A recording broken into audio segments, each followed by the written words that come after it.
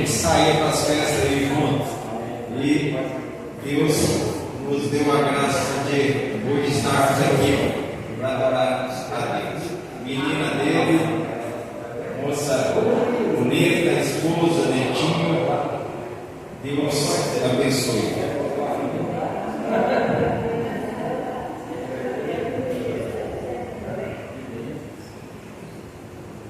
Amém. Também está apoiando o Rogério, juntamente com as meninas, o irmão Renato e o irmão Lula, são todos de casa.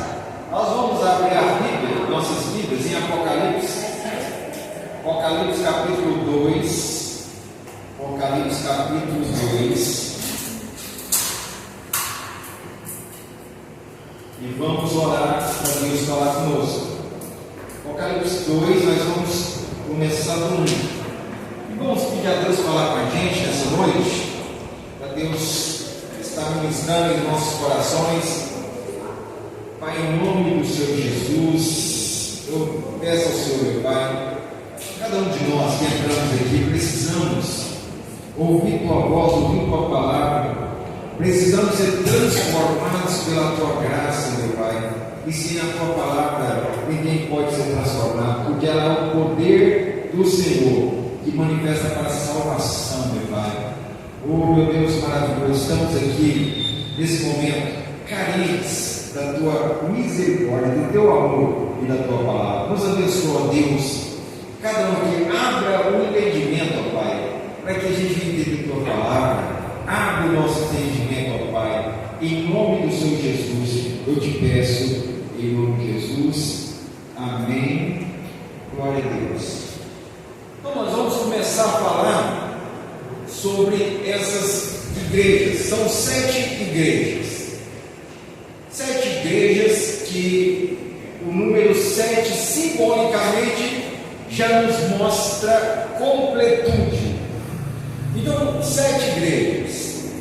E nessa completude de igrejas, são 7, nós podemos ver ali coisas boas e também repreensões da parte de Deus.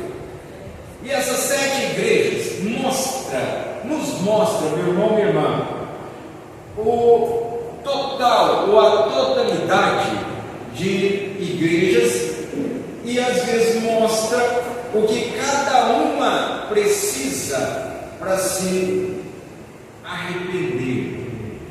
Outras não, outras só têm boas palavras da parte de Deus, não tem repreensão. E individualmente nós vamos estudar às vezes de cada igreja, individualmente também. Ali pega a minha vida e a sua como algo que individualmente precisamos também nos arrependermos. Então, as 7 igrejas de Apocalipse, e nós vamos começar pela igreja de Éfeso. Vamos lá, no capítulo 2, versículo 1, a partir do 1 diz assim: escreve ao anjo da igreja que está em Éfeso, isto diz aquele que tem à sua destra as 7 estrelas, que anda no meio dos 7 castiçais de ouro. Eu sei as tuas obras e o teu trabalho e a tua paciência, e que não pode sofrer os maus, e puseste à prova os que dizem ser apóstolos e não são, e tu os achastes mentirosos, e sofrestes e tens paciência, e trabalhastes pelo meu nome e não te cansastes. Tenho, porém, contra ti que deixastes a tua primeira caridade ou amor. Lembra-te, pois, de onde caístes e arrepende-te, e pratica as primeiras obras, quando não, brevemente advirei e tirarei do teu lugar o teu castiçais, se não te arrependeres. Tens, porém, isto que aborrece as obras dos nicolaítas, as quais eu também aborreço. Quem tem ouvidos,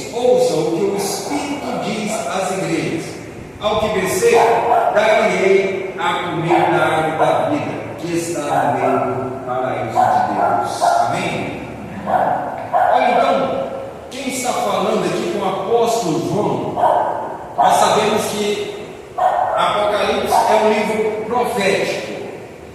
Então João está recebendo do próprio Jesus, que já tinha subido ao céu, já estava glorificado à direita do Pai, e agora ele fala das coisas futuras.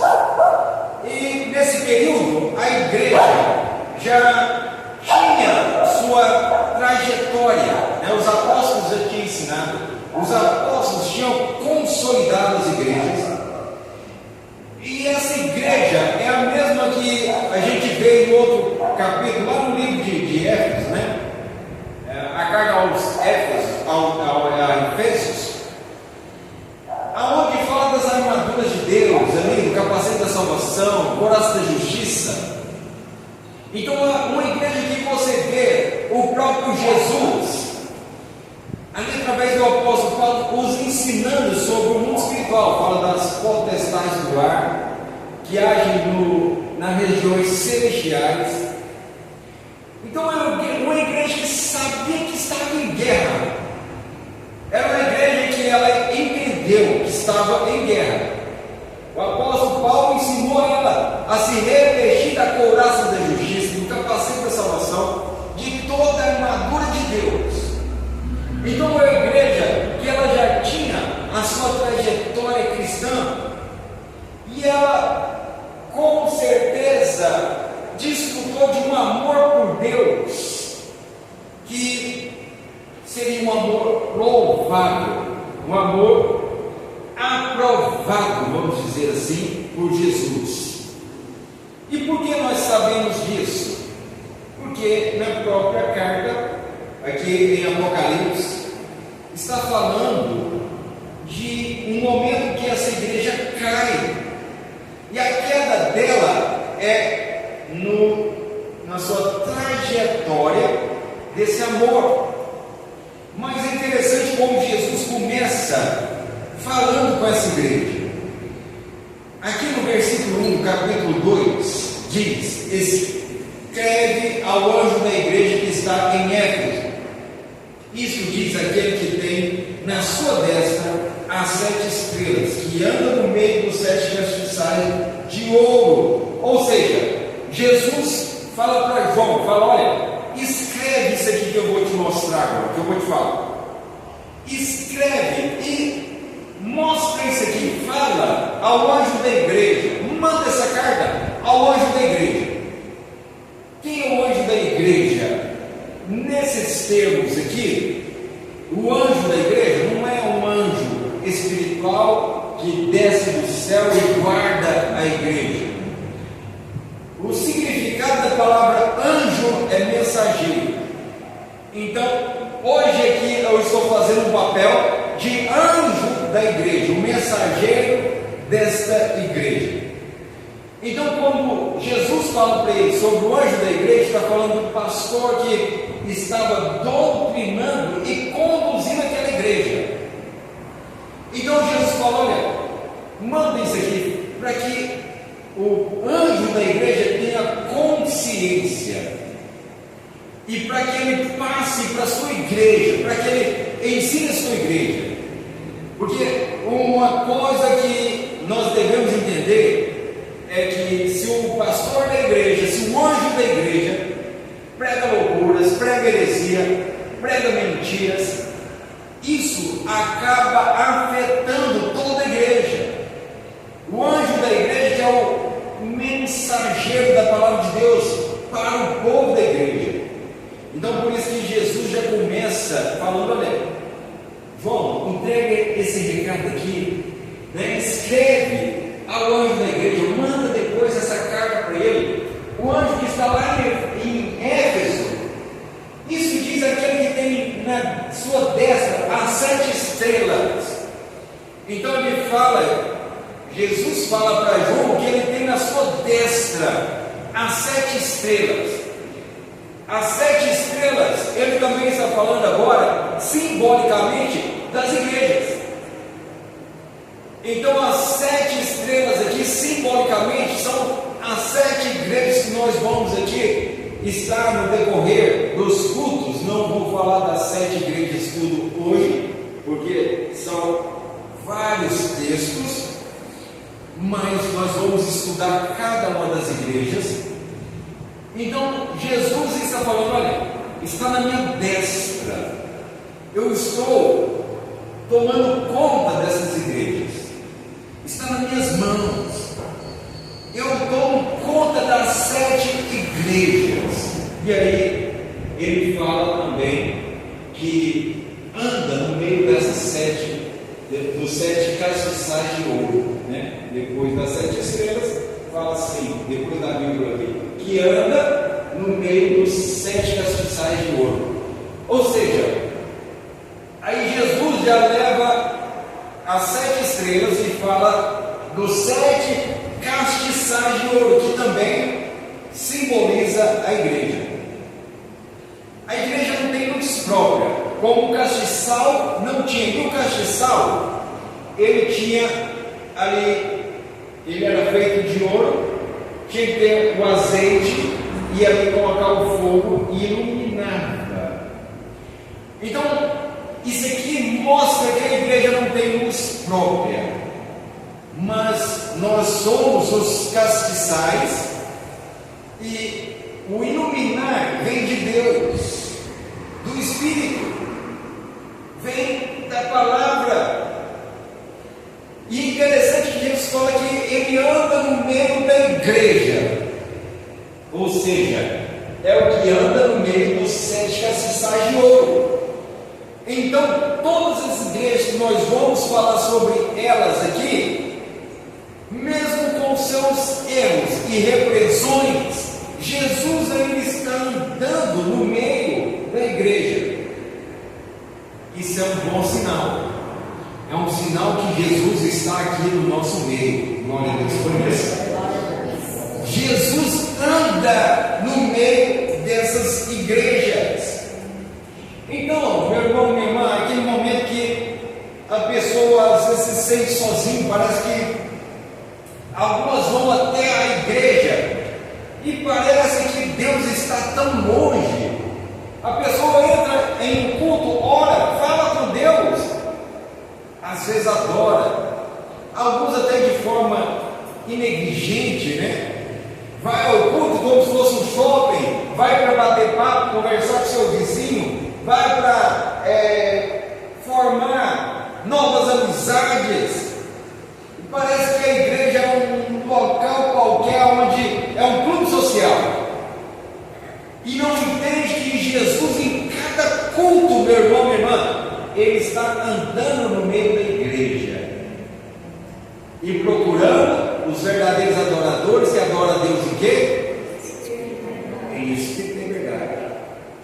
Porque, meu irmão, minha irmã, os olhos de Cristo nada passa desapercebido.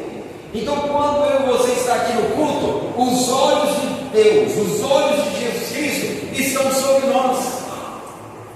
Mas há uma boa notícia, porque Ele está vendo os seus problemas, suas dificuldades, as suas lutas, as suas tribulações, as suas angústias, as aflições. E aqui Ele mostra para essa igreja que Ele está vendo o estado dessa igreja. E sabe qual é interessante? Me parece, meu irmão, minha irmã, que nem mesmo as igrejas desse momento aqui, é interessante, profecia às vezes ela funciona de tal maneira, ela funciona para a igreja ou para o povo de Deus da época da profecia, porque essa profecia aqui foi cerca de 199 depois de Cristo. Apocalipse foi escrito mais ou menos nesse período. Então, serviu para lá e serve para cá, serve para agora, para mim, para você, para nós, para a igreja. Então, Ele está falando com esse povo, e está falando com a gente, e está falando com os que não são dessa igreja, os que são de outras também.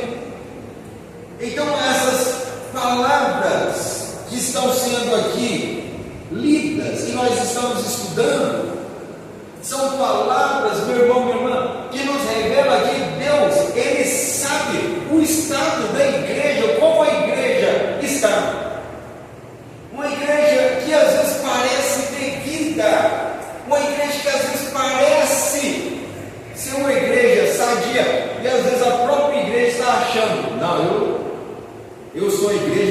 sou uma maravilha, eu sou a igreja que sou uma beleza. E aí Jesus manda essa carta para uma igreja que realmente, uma igreja que amou a Deus, uma igreja que recebeu grandes revelações da parte de Deus, do mundo espiritual, de como ter uma armadura de Deus, uma igreja que sabia que estava em guerra espiritual, uma igreja que nós vamos ver aqui centralizada na Bíblia. E parece que essa igreja não viu, não percebeu que ela tinha perdido algo. E isso é triste, porque às vezes nós vemos isso em uma igreja na totalidade, e às vezes a gente vê isso em pessoas, que às vezes a pessoa até ela acredita, ela acha assim, não, eu era de tal maneira, mas agora é o seguinte, agora eu amadureci, então eu servi a Deus lá atrás e dava o meu melhor, e fazia esforço, e fazia isso, aquilo, mas agora não, agora eu entendi algo. E às vezes essa pessoa não entende que ela está afastando de Deus individualmente. Então essas cartas, esse estudo que nós vamos ver, serve para a igreja na sua totalidade, mas serve para cada um de nós aqui, individualmente, na presença de Deus. Então aqui a gente já começou com uma questão forte. Jesus está andando aqui nessa noite no nosso meio. E será que para você isso é real, meu irmão, minha irmã? Será que você consegue entender? E será que o temor a Deus bate no seu coração nesse momento? E saber realmente, quando o povo de Deus se reúne, quando o povo de Deus congrega, Jesus está andando no meio da igreja. Quando o povo se reúne, Jesus deixa claro na sua palavra que Ele está no meio do seu povo, e glória a Deus por isso. Glória a Deus por isso. Então no versículo 2 diz: eu sei as tuas obras, e o teu trabalho, e a tua paciência, e que não pode sofrer os maus, e puseste à prova os que dizem ser apóstolos e não são, e tu os achaste mentirosos. Olha que interessante. Então essa igreja, Jesus reconhece nela, nada passa desapercebido aos olhos de Deus.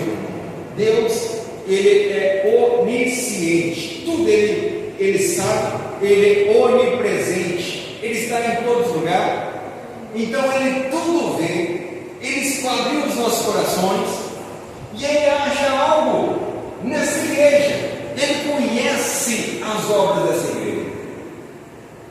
Ele fala: olha, eu conheço as suas obras, e eu sei que vocês não sofrem os maus, ou seja, vocês não suportam os maus.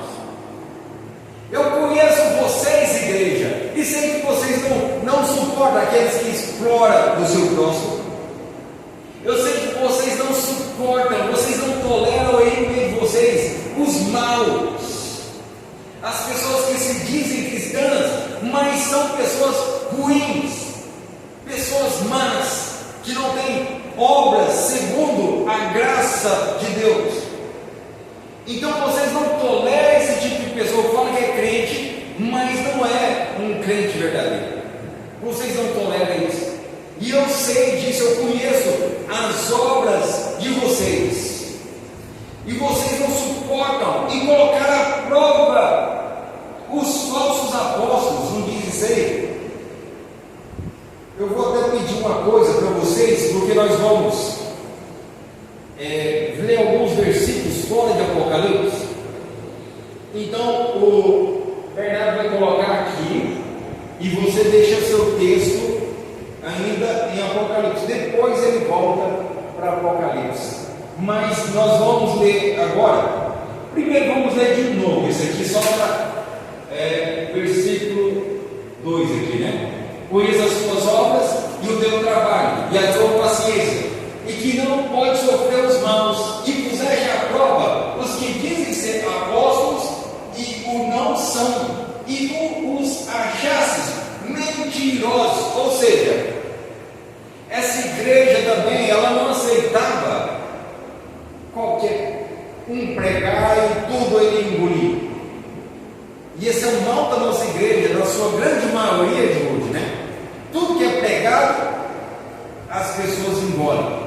Essa igreja não tolerava. Essa igreja, ela tinha uma característica dos bereanos. E os falsos apóstolos já estavam rodando há um tempo em algumas igrejas desse período. Quer ver? 2 Coríntios, coloca aí por favor, Bernardo, capítulo 11, versículo 13.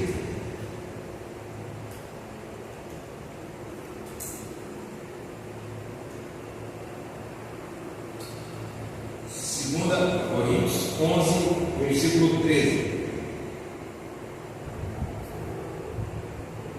Olha o que diz aí. Porque tais falsos apóstolos são obreiros fraudulentos, transfigurando-se em apóstolos de Cristo.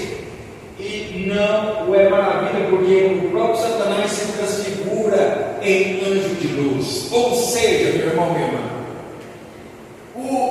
os crentes ali da igreja de Éfeso, eles olhavam para o que era pregado, observavam, meditavam, analisavam, colocavam à prova o que era ensinado ali. Chegasse alguém lá, como nos nossos dias de hoje, e tacasse uma revelação ou um revelamento, eles não engoliram, não, meu irmão, como os crentes de hoje fazem isso. Não, falou que é de Deus, e falou em nome de Deus, eu vou engolir. Não, eles colocavam a prova para ver se realmente aquilo vinha de Deus ou não. Vamos ver se o que esse pastor está pregando realmente é de Deus ou não. E mais, eram falsos apóstolos. Como hoje nós temos muitos falsos apóstolos e falsos pastores, no sentido de que são falsos profetas. E essa igreja colocou a prova e achou muitos mentirosos que falavam que eram apóstolos, pregavam, ensinavam, mas essa igreja não tolerou isso e viu isso como coisa má. E esses falsos apóstolos já estavam em muitas igrejas, inclusive, qual igreja é essa? Essa carta é endereçada à igreja de Coríntios, aos Coríntios, que é na Grécia, Corinto, né? Então, essa igreja não era igreja, meu irmão, que engolia tudo. Ela era como a gente estava falando, era como os bereanos. Olha também como os falsos profetas estavam rodando em algumas igrejas e os apóstolos já tinham dito, né, ou profetizado, proferido que isso estava acontecendo. 2 Pedro, capítulo 2, versículo 1. 2 Pedro 2, 1. Vai ser aqui no telão também.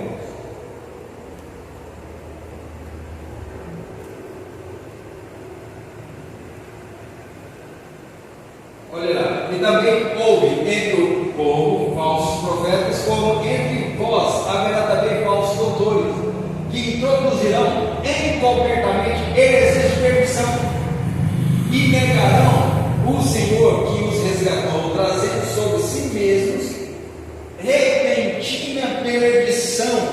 Então os apóstolos já tinham predito, anunciado, já tinha orientado a igreja sobre esse risco. E essa igreja que nós estamos estudando hoje, ela já tinha assimilado. Estava conversando até mesmo com o irmão, né? E falando sobre hoje muitas pessoas não querem mais nem saber de igreja. E por que muitas pessoas não querem saber de igreja e isso vai aumentar cada vez mais? Porque eles vão em igrejas que vão querer extorquir, arrancar tudo dele, arrancar dinheiro, arrancar tudo que ele tem e que não tem. E hoje as igrejas que o povo tem como referência são as igrejas que estão na televisão. E as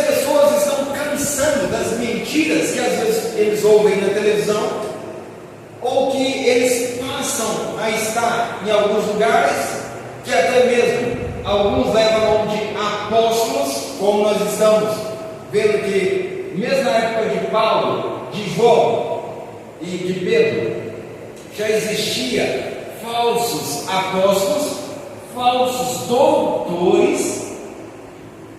Então as pessoas hoje têm como referência, às vezes, falsas igrejas, estão se decepcionando e não querem mais nem congregar. Por quê? Porque quando eles foram com a boa vontade de buscar Deus, eles encontraram em sua frente, em sua trajetória cristã, falsas igrejas, falsos apóstolos, falsos pastores, falsos doutores, e por causa da doutrina desse povo, eles foram traumatizados, eles foram feridos, eles foram escandalizados, e muitos não estão querendo mais hoje servir a Deus em igrejas, e não há como servir Deus fora de igreja, porque Jesus morreu para formar uma igreja.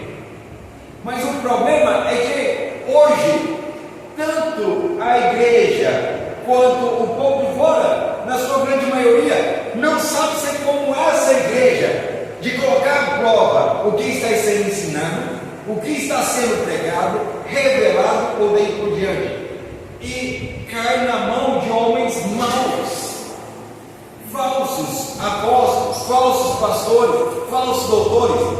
E isso não é de ninguém se admirar. O que o apóstolo Paulo falou, onde nós lemos antes? Que até Satanás se transfigurou como anjo de luz.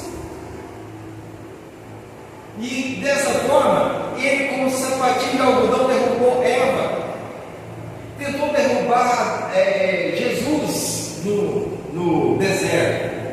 E ele continua. Nós estamos em guerra espiritual. Nós estamos em uma guerra, meu irmão, aonde ele quer levar pessoas à perdição eterna. Mas essa igreja, ela não era boba. Ela tinha a Bíblia. Ela não é como o crente de hoje. Tem pessoas que falam assim: não, essa parte da Bíblia eu aceito, mas essa aqui eu não concordo. Não, eu não acredito nessa outra parte da Bíblia. Isso aí foi o homem que escreveu. Meu irmão, quantas vezes eu vou ter que falar que os homens que escreveram a Bíblia e ouviram tudo que eles escreveram da boca de Jesus, ou seja, da boca de Deus. Tudo que eles escreveram foi o que eles ouviram ou viram. Pessoalmente aconteceu um milagre, tudo. Então tudo que está escrito na Bíblia serve de regra, de fé para mim e para você. Se alguém for além do que está escrito, a Bíblia diz: seja anátema, é maldito. E todos os que ouvirem essa pessoa também é maldito. Mas também quem retira algo da Bíblia é maldito também, meu irmão, minha irmã. Quem retira ou quem acrescenta está debaixo de uma maldição. Então a Bíblia é a palavra de Deus que tem que nos orientar e nos orienta para uma vida eterna. Glória a Deus, meu irmão. Então agora voltando no capítulo 2, você que está com sua Bíblia aberta, nós vamos ler agora o versículo 3. E diz assim: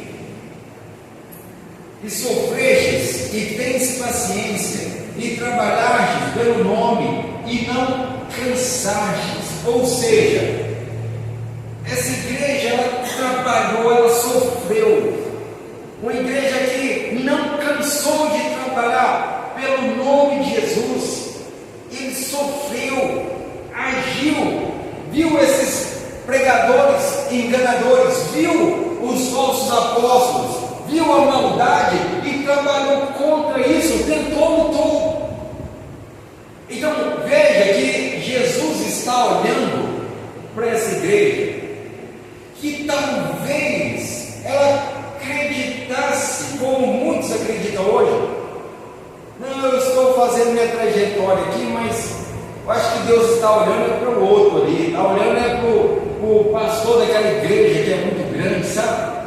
está olhando para aquele pastor, não está olhando para mim, está olhando para aquela irmã que faz obra em tal lugar. Não, Jesus estava olhando para essa igreja, e como Ele é o Senhor que anda no meio da igreja, o Deus que não está longe de nós, meu irmão, Deus não está distante. Alguns agnósticos acreditam que Deus fez o mundo e foi embora, Eu acho que Deus fez o mundo, foi embora e deixou o povo aí na sua sina, na sua sorte. Mas aqui, nesse texto, Deus está mostrando que nossa sorte é Jesus. Ele anda no meio de nós, por intermédio do seu Espírito. Jesus anda em meio à sua igreja, e Ele vê as nossas obras, Ele está vendo a sua obra. Não é à toa que no final, no trono, no dia do julgamento, cada um vai ter a sua recompensa segundo as suas obras. Então as obras de ninguém, meu irmão, minha irmã, está passando em escuro perante Deus. As nossas obras estão sendo todas vistas e bem vistas pelo nosso Deus. E mais uma vez digo, Ele está andando no meio de nós. Glória a Deus.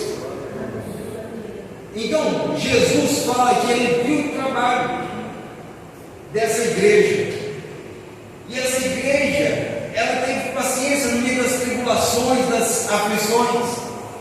E mais uma vez você pode deixar a sua Bíblia aí nesse texto, e a não ser que você seja rápido na Bíblia para folhear, e nós vamos agora em Gálatas capítulo 6, versículo 9. Gálatas 6, 9.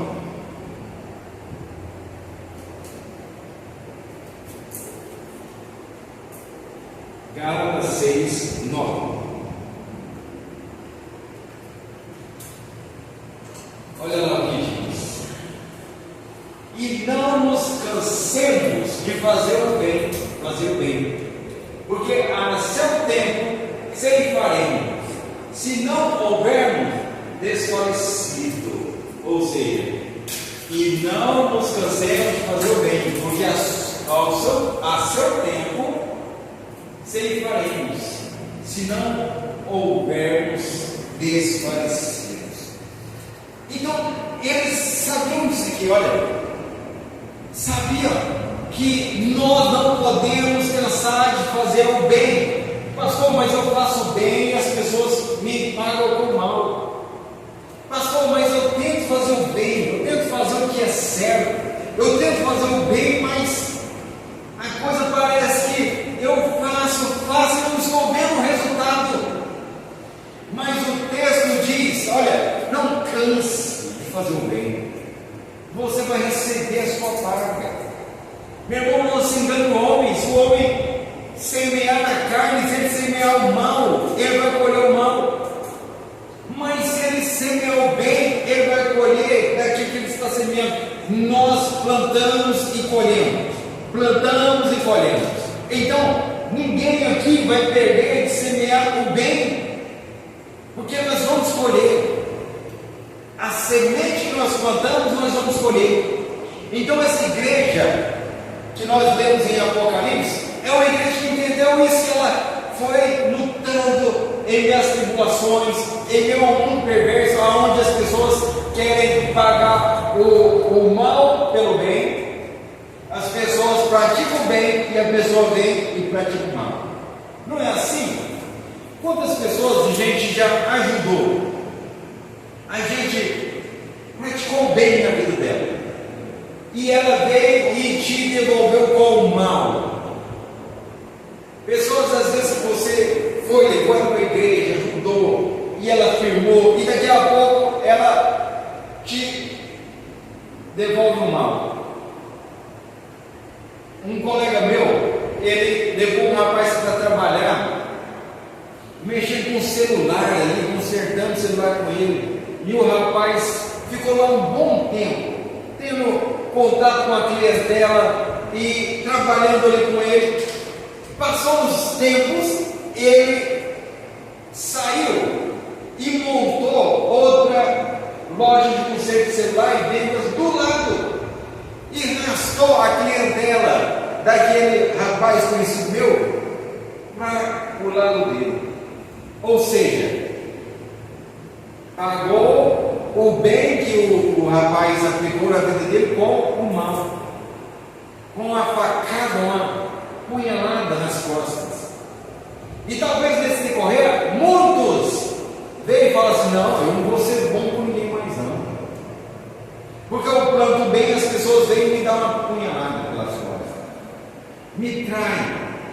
Porque o povo de hoje, meu irmão, são ingratos ou não? A ingratidão está aí. O ser humano é ingrato. Então, às vezes, a gente olhando tudo isso pode pensar: não, você também da mesma forma. Só que a palavra de Deus está nos orientando que aquela igreja estava fazendo o bem, praticando o bem, mesmo tudo contrário. Ela ainda continuava praticando bem, fazendo bem, plantando. E essa era a promessa.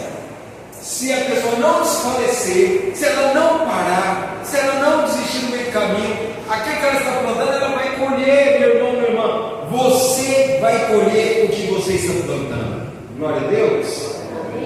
A não ser que você estiver plantando coisa ruim, hoje é noite de arrependimento, meu irmão, minha irmã.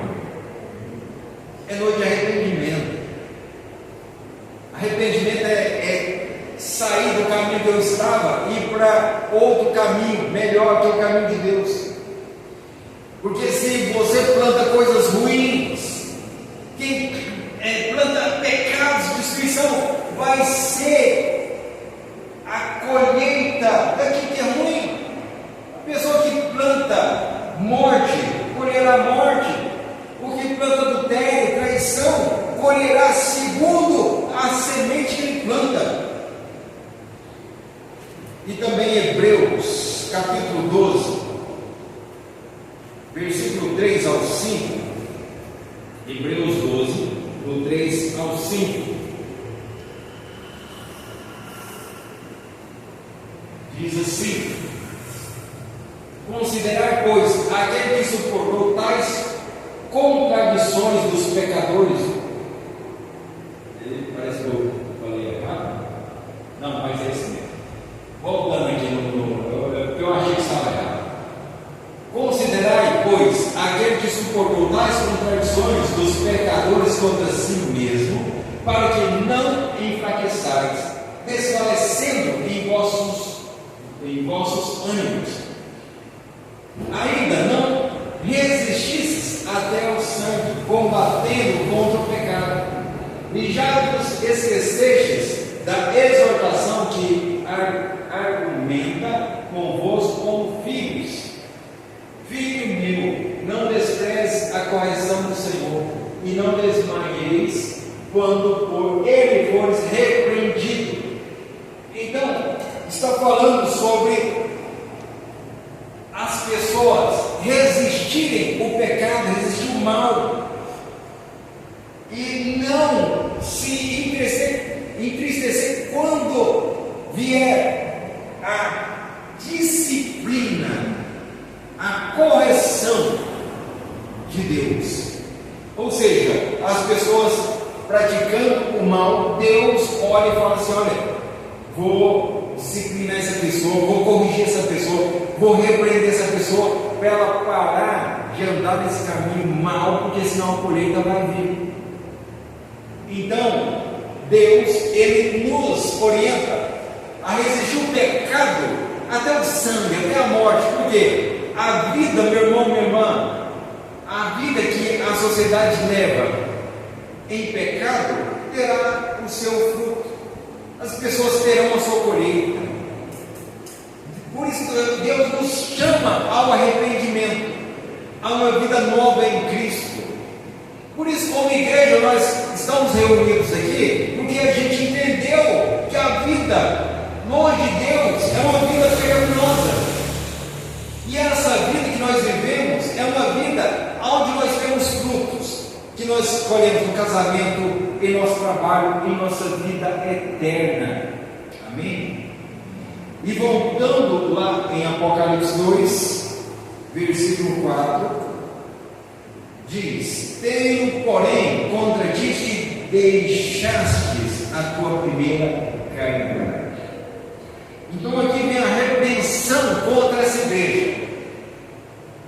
E diz: eu tenho, agora imagine, irmãos, ouvir isso de Jesus.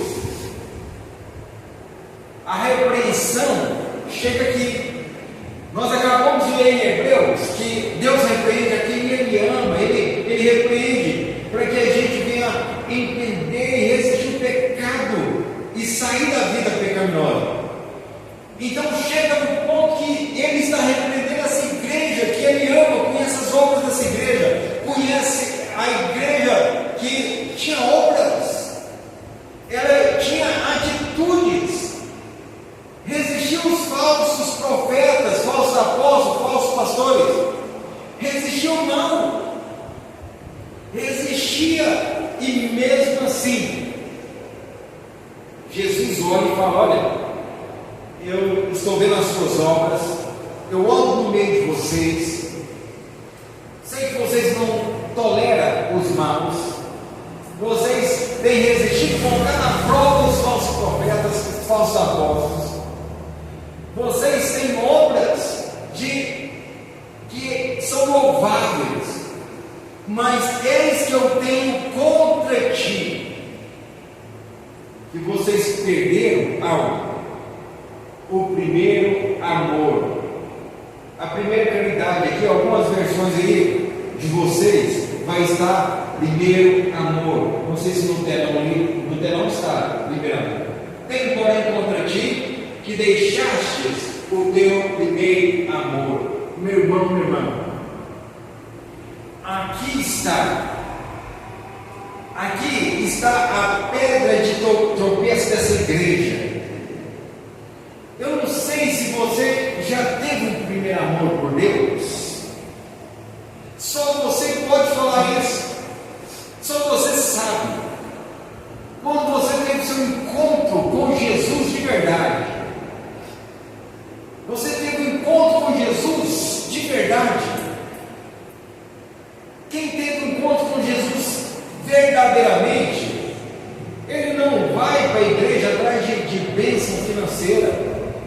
Ele não vai à igreja através de busca a curas, a revelação. Ele vai para a igreja porque ele ama Jesus, ele quer Jesus. Ele quer ouvir a palavra de Deus. O coração dele arde em meio às pregações que ele ouve, arde em meio àquilo que ele lê nas Escrituras. Eu me lembro até hoje de quando eu converti, o Henrique está aqui, sabe muito bem a trajetória de vida que eu levava. A gente andava junto, como eu falei, a gente andou Goiânia quase toda aí, de um lado para o outro. Mas quando eu tive um encontro com Jesus, eu vi e senti algo diferente que eu nunca tinha sentido na minha vida. E aquilo ali foi tão maravilhoso. Esses dias eu conversando com um amigo meu, hoje ele também é pastor também. Graças a Jesus eu que evangelizei ele, e ele foi para a igreja. E aí ele estava falando: olha, quando você foi para a igreja e a gente andava uma turma grande, né, dançava, aí o Henrique sabe disso. E a gente era uma turma que dançava, grupo de dança. E aí ele falou assim: olha, quando você converteu, todo mundo lá só falava uma coisa: o Eric ficou louco, o Eric endoidou.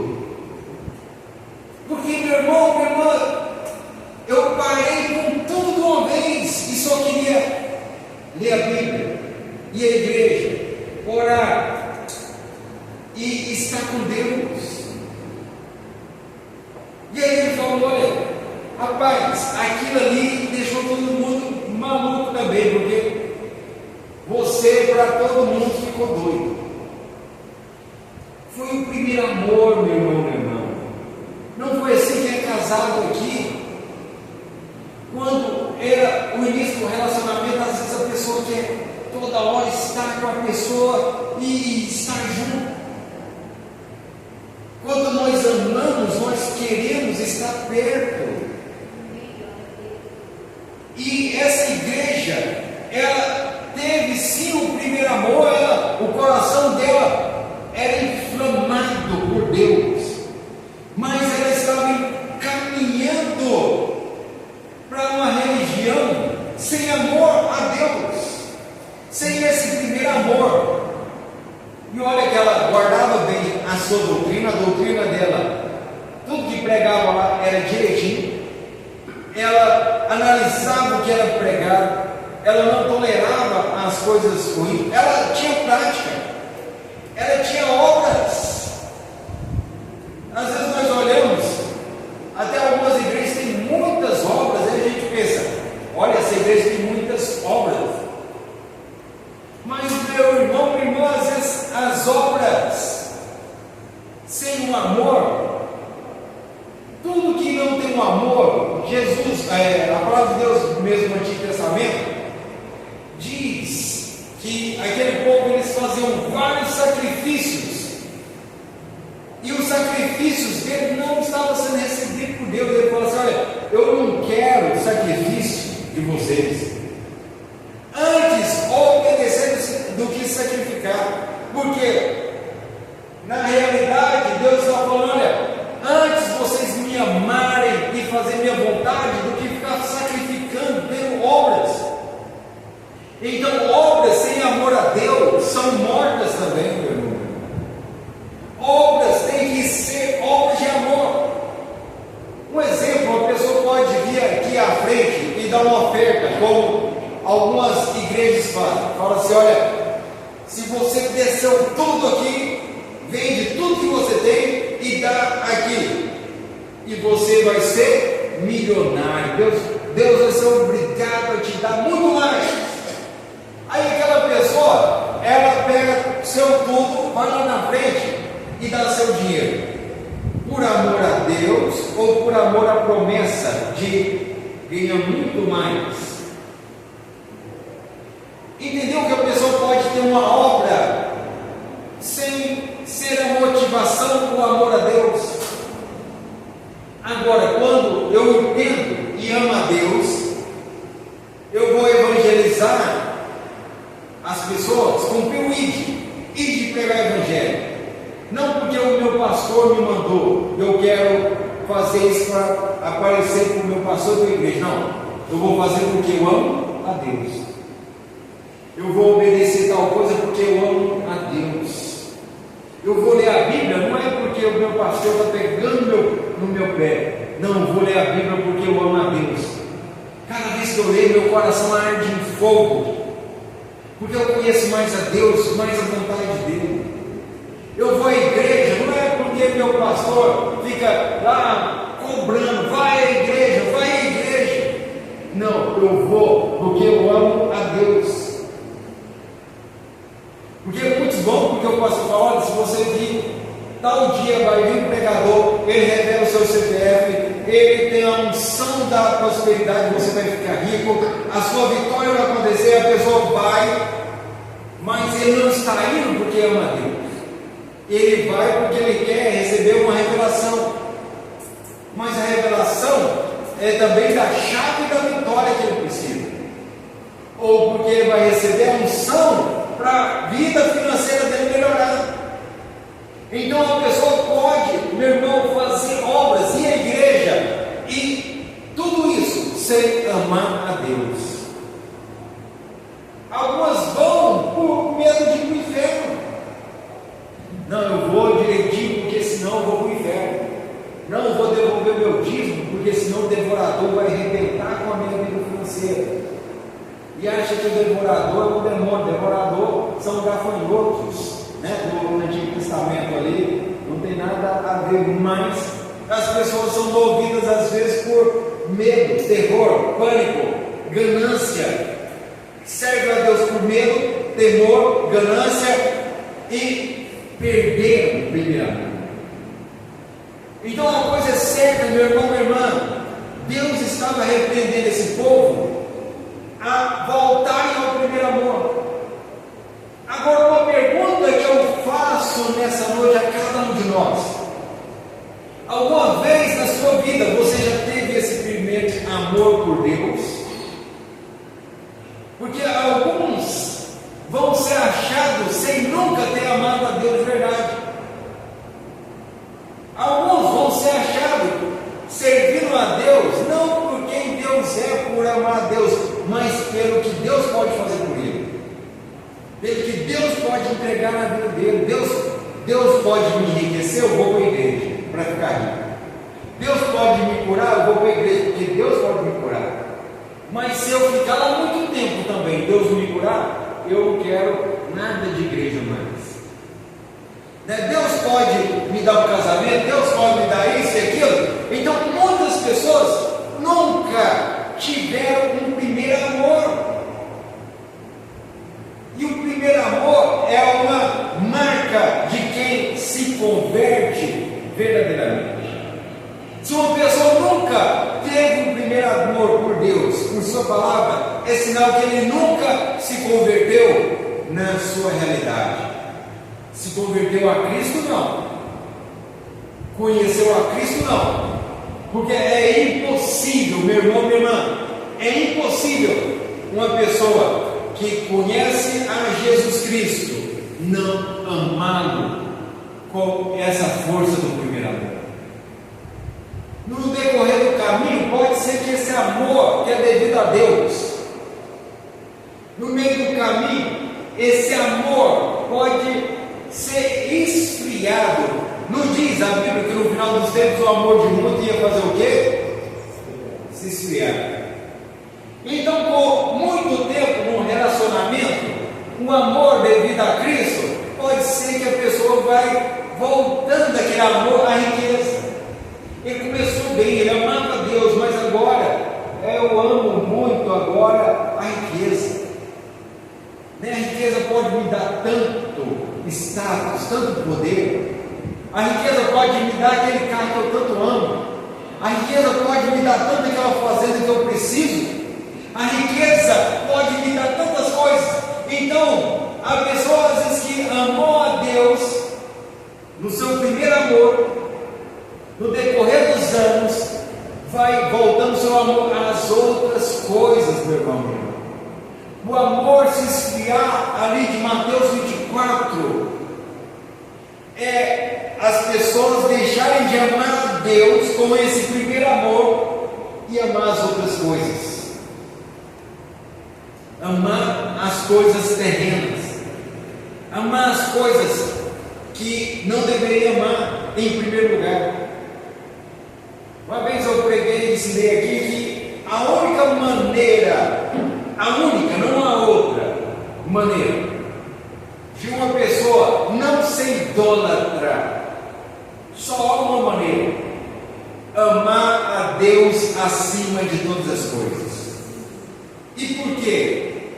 Porque se eu não amo a Deus acima de todas as coisas, se Ele não é o meu primeiro amor, se Ele não está em primeiro lugar, e eu coloco então a riqueza em primeiro lugar, não há como adorar a Deus e quem?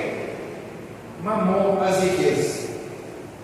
Então ou eu adoro a Deus em primeiro lugar, ou eu coloco as riquezas.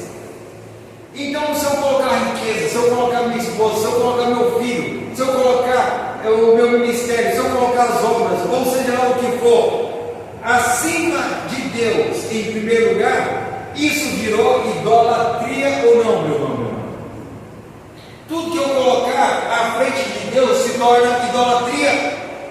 Então o primeiro amor é quando seu coração está tão aquecido por Deus que nada mais cabe no primeiro lugar a não ser o seu Deus.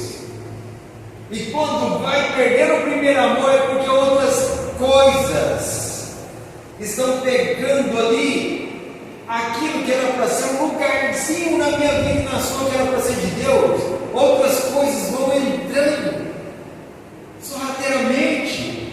Alguns é o pecado, o adultério, a prostituição, e aí a pessoa vai se esfriando, o amor vai esfriando. Daqui a pouco essa pessoa está pulando de um lado para o outro, buscando muitas coisas, menos a riqueza maior, que é Jesus Cristo nosso Senhor.